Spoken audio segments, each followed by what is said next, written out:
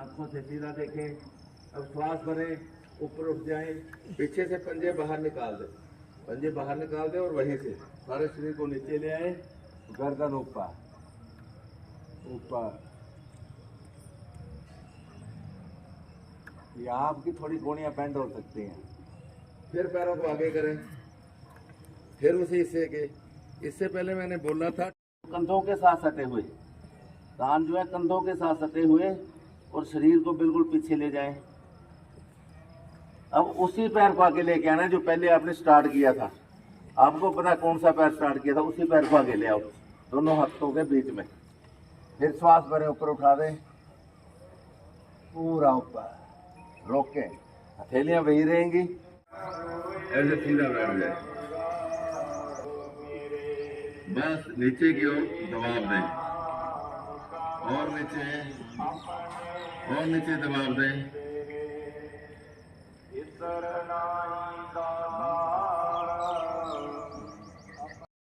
घुटने मोड़ते हुए वज्रासन के अंदर बैठ। प्रेगनेंसी के दौरान, ऋतु धर्म के दौरान, जबर के दौरान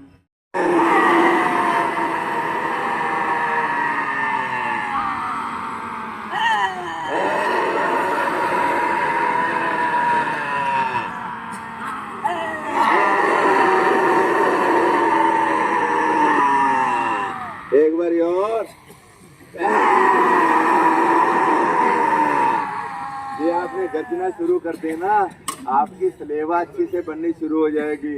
हमारे यहाँ पर लगभग जो 2 लाख के करीब, 1.5 से 2 लाख रक्त ग्रंथि, CNS system, central nervous system activate होता है ऐसा करने से।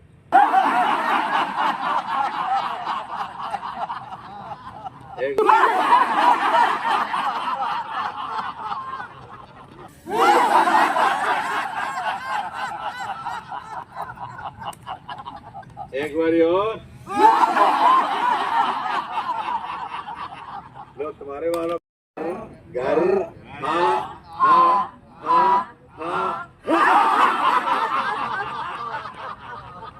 एक बारी और लफ्ज़ करके घर घर घर घर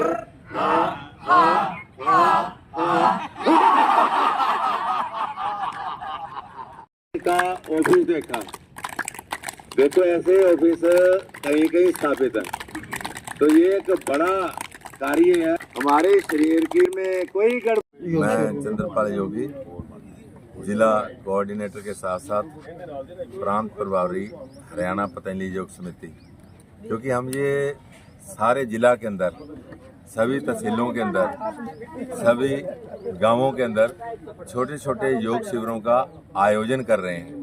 इन योग शिविरों के माध्यम से हमारा मुख्य संदेश यही है, क्योंकि आने वाला जो 10वां अंतर्राष्ट्रीय योग दिवस है उसको हम बड़ी धूमधाम से, पूरे भव्य तरीके से हरेक जन जन तक उसका मैसेज हम पहुंचा सकें, ताकि लोग योग के महत्व को समझते हुए अपनी व्याधियों को ही ना केवल अच्छा करें बल्कि स्वयं के साथ जुड़ने का प्रयास करें। जो हमारे शास्त्रों के अंदर बताया गया है भी अपना मूल पहचान, अपने मूल के साथ जब हम जुड़ जाते हैं तो ऐसा व्यक्ति ना केवल अपने लिए ही अच्छे अच्छे कार्य करता है बल्कि देश और समाज के लिए भी अच्छे कार्य करता हुआ राष्ट्र के लिए उपयोगी और सहयोगी सिद्ध हो सकता है। इसी उद्देश्य को लेकर हमने हरेक तहसील स्तर पर, गांव स्तर पर और हरेक जन जन तक इसको पहुंचाने के लिए शिविरों का सारे जिला के अंदर ही नहीं बल्कि सारे हरियाणा के अंदर हम इस तरीके के आयोजन कर रहे हैं ताकि प्रत्येक व्यक्ति इसके साथ जुड़ सके। करते हैं तो हम विद्यालय में हमेशा सिखाते हैं करो योग रहो निरोग, बट देखा जा रहा है कि हम लोग जब माननीय प्रधानमंत्री जी ने 10 साल पहले से योग शिविर का एक बड़े स्तर पर आयोजन किया तो लोग इससे काफी जुड़ भी रहे हैं। तो इसी मद्देनजर हम लोग भी विद्यालयों के अंदर भी हर शनिवार को रखते हैं योग। लेकिन अगर ग्रामीण स्तर की बात करें, मेरे ख्याल से शहरी क्षेत्र से ज़्यादा फिजिकल काम करते हैं तो उनको योग की जरूरत कम पड़ती है।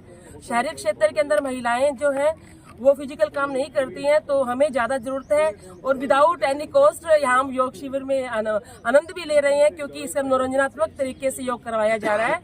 और मेरी एक महिला प्रमुख होने के नाते भारत विकास परिषद की तरफ से सभी महिलाओं से एक विनम्र निवेदन है कि वो अधिक से अधिक संख्या में यहाँ आए और योग का फायदा उठाएं। इससे न केवल हम लोग स्वस्थ होंगे बल्कि एक परिवार को भी एक स्वस्थ वातावरण मिलेगा और एक समाज, उन्नत समाज का निर्माण कर पाएंगे। सभी निरोग रहेंगे तो एक देश भी तरक्की के अंदर एक महत्वपूर्ण भूमिका निभा सकते हैं। मैम क्या कहेंगे आज के योग शिविर के बारे में? इस योग शिविर में आने के बाद जैसे ज़िंदगी ही बदल गई। वैसे तो बड़े लंबे समय से हम कर रहे हैं, लेकिन अब हमारे बीच में हमारे भाई साहब जो चंद्रपाल जी आए हैं, इन्होंने हमें कई नए नुक्ते, कई नए योग जो हमें सिखाए हैं, उसका भी हमें लगता है कि बहुत लाभ होगा। वैसे हमारे बीच में हमारे भाई श्याम सुंदर जी बड़े लंबे टाइम से हमें योग करवा रहे हैं। लगभग 2 साल से मैं मतलब लगातार इस पार्क में हम कर रहे हैं। हम सोचते हैं कि घर में बैठ के हम कर लें, वो उतना बढ़िया नहीं बनता।